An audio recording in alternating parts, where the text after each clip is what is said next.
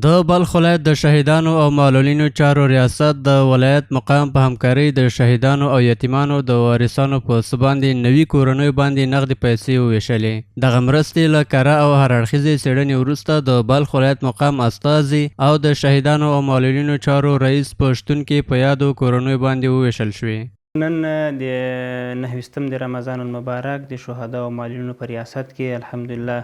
د بلخ ولایت د رهبري لخوا نه یو مقدار پیسې شهدا او معلولینو ریاست ته ورکړل سوي وې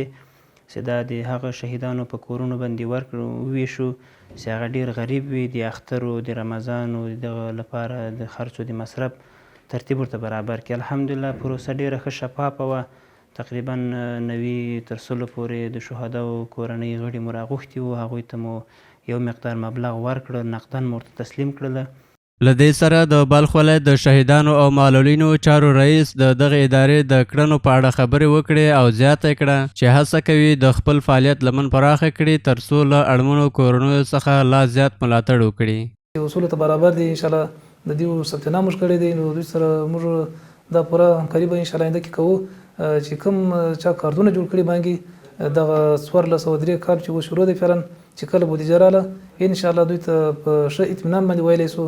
چې د دوی هغه حقوق به ورته رسیږي. له بلې خوا هغه اړمنې کورنۍ چې مرستې ترلاسه کړي دي د نغدو پیسو له دغو مرستو څخه د خوښۍ ترڅنګ له مسؤلینو غواړي چې په راتلونکي کې دې هم دغه ډول مرستې ورسره وشي. خون شهدای ما و مشاهدای ما مقدار کمک کرده، ما خرچی برای ما داده، چند رو پیش هم داده بودیم، باز هم داده، خیر ببینه از او چارز والی صاحب کمک کرده بریم. این یک چوشیم می تو برادر عاجز شده، مادر شهید می تو عاجز خواست، این باز کمکش والی صاحب میکنه، هم خانشان نمیکنه هم خانشان بود.